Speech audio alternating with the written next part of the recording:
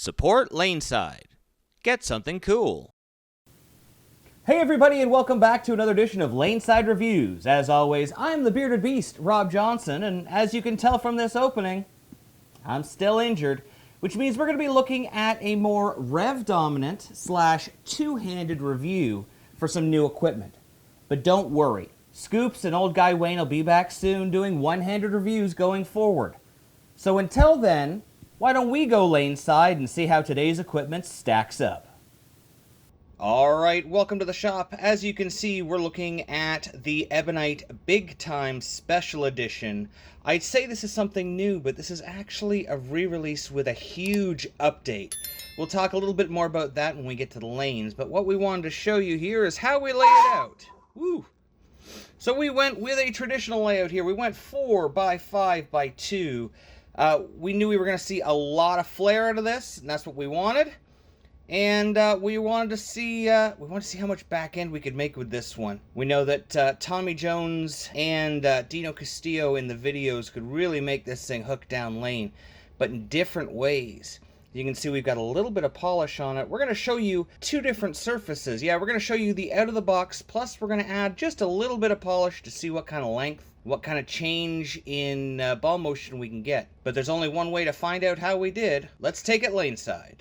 And would you look at that, here I am down on the lanes in Barrie on the easiest of easy house shots. And as we said, that huge update, of course, well, it has to do with that amount of hook there. Look at my face there. Yeesh.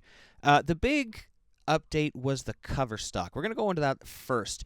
Now, when this ball first came out in 2005, it featured a low-load particle cover stock. For those of you who weren't alive back then, that meant they used things like mica or silica or glass-like objects in the cover stock to create more friction. This allowed them to control the lanes a little bit more, but not use the energy the same way that urethane did. It still allowed them to really hook the lanes. And if you go back and watch Tommy Jones throw the ball back then, he could make that ball do just about anything. So instead, now we have the new HK22 version. So already we know that's better, just because particle was very, very hard to resurface because of those. Oh, look how much hook is in there. Because of how much grip that those things had, and because they were a different material than the cover stock, often you used to use diamond pads to get the surface back up, and it was never quite the same. Well, with HK22 and this GB 13.7 Pearl, it allows them to put lots of surface on it and kind of more tailor a reactive surface that's more easily repeated and doesn't actually damage the lanes. Now you can see that 1500 cover stock on this, it sees the lane. This thing hooks. You can see I've made a 10 board move left here just to get it near the pocket. That was just a blind jump trying to get the ball there. So we thought when my camera died here, maybe we would change surfaces and put a little polish on. I know that the guys used to love throwing a little polish on this and getting the ball to hook. And see the difference in the surface there? See the difference in the ball motion?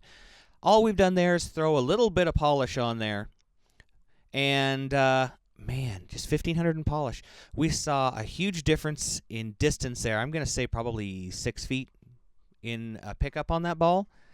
And we saw just a little bit more energy there, so when it hit the pins, it carried a little bit better.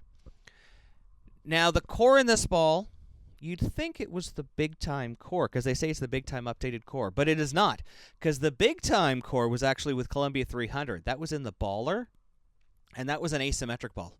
Look how much easier. A little too far down lane there, Rob. How much easier I got that ball down lane. This actually, the original core that this is based on was actually the Apex Adrenaline core. Now, being a higher, I'd say medium RG ball at 2.51, that helped with that particle cover stock.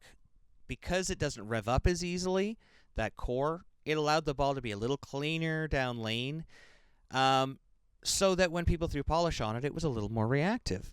Well, this time we don't have that particle load. They didn't need that. So now we're able to have even more energy at the break point, which I find actually makes this ball a little bit more versatile. Now you can see we're going to take it left-handed here. You've seen it both with polish and without. Why not? Let's take a look left-handed too. I like that. Now you can see I was probably a little bit too far right there. You can see a little bit of deflection. I could have probably made a 2-in-1 move. That was with the no polish. Here comes with the polish. And watch the difference with the way it goes through the pins. You like that, don't you? Just a little bit of polish. We changed how it went through the pins without changing the surface on the ball. We added a little bit of distance, a lot more energy at the pins. Here comes my Rattler. As I always say, we use a ball like this because every company has something with similar core dynamics and a similar cover stock. Nobody's got the exact, everybody's got their own thing, but it allows us to, kind of compare things apple to apples. So the first thing we're going to look at here is with just the out-of-box surface. And you could see, that ball hooks. It was earlier. It definitely was inside and outside of it. I think I've got this at least about 5 board difference minimum. Now here we are with the polish. And you can see it was still a little bit earlier. Not much earlier, not as much as the first one was, but it's a little bit earlier on that one. But much better reaction down lane. A little faster, a little more continuous because it had a little more energy. And you can see it in the slow-mo here. Much better. Actually looking at that one right there, seeing it in the slow-mo, I think the 1500 surface actually was closer motion-wise, the break point at least, to the 2000 Rattler we had. That's interesting. So let's take a look at the slow-mo here of both of them beside each other, and let's see just how much difference there is. Yeah, there's about a 3-foot difference in where they start to spin up. There's probably about a 1.5-foot difference in their actual break point, though. And that's all cover stock. That's all that HK22, no particle. Here we are, lane level.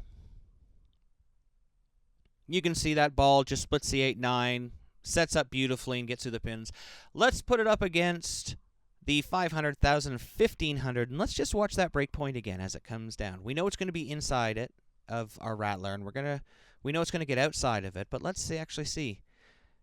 Yeah, they're pretty close. I'd say they're within about 3 feet. That overhead view might have been a little bit more because of the optical illusion there. It might have made it look a little bit different, but I'd say they're probably 3 feet. And there's our Pearl one, and you see much sharper motion there. Much sharper motion. That's just polish. Still 500, 1000, 1500. We've added just a tiny bit more distance. We've had a little bit more energy at the break point. You can see how much more this ball really starts to liven up. Here's the slow-mo. Yeah, okay, no, I saw it there, yeah. It is a couple of feet earlier. Just me. Hey, we gotta call it out. If we're wrong, we see something wrong, we want to make sure that we say it on here. So yeah, it looks like you can see it much better at this angle. It is about a 3-foot difference. And here we are both against each other. Oh yeah. So if you're looking for big-time hook, big-time striking power, not only don't forget this ball, but don't forget a little bit of polish, because this is a special piece. It's the big-time special edition.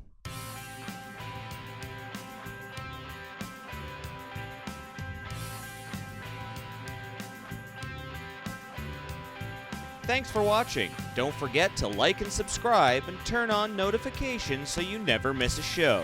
So until next time, guys, we'll see you laneside.